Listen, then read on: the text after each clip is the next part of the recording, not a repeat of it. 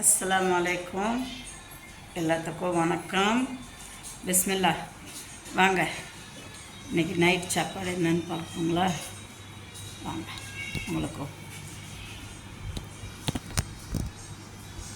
பாருங்க. இங்கே சாதம் எடுத்து வச்சுருக்கிறேன்.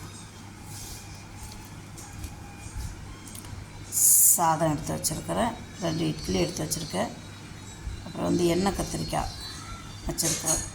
இட்லிக்கு பொடிக்கு பாருங்கள், நல்லெண்ணெய் வாங்கி வச்சுருக்குறேன். நல்லெண்ணெய் ஊற்றிக்க பொடி.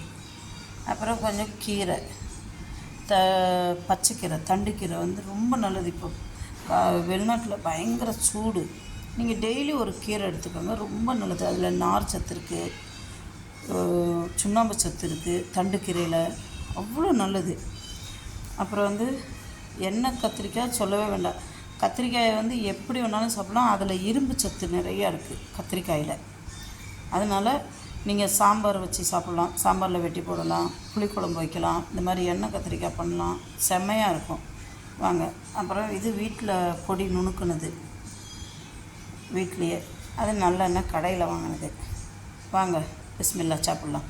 பிடிச்சிருந்தா ஷேர் பண்ணுங்கள், சப்ஸ்கிரைப் பண்ணுங்கள், லைக் பட்டனை ப்ரெஸ் பண்ணுங்கள். சரிங்களா? வாங்க, பிஸ்மில்லா சாப்பிட்லாம். எப்படி இருக்குது எண்ணெய் கத்திரிக்காய்? பார்த்தீங்களா, தகுன்னு. வாங்க, பிரியாணி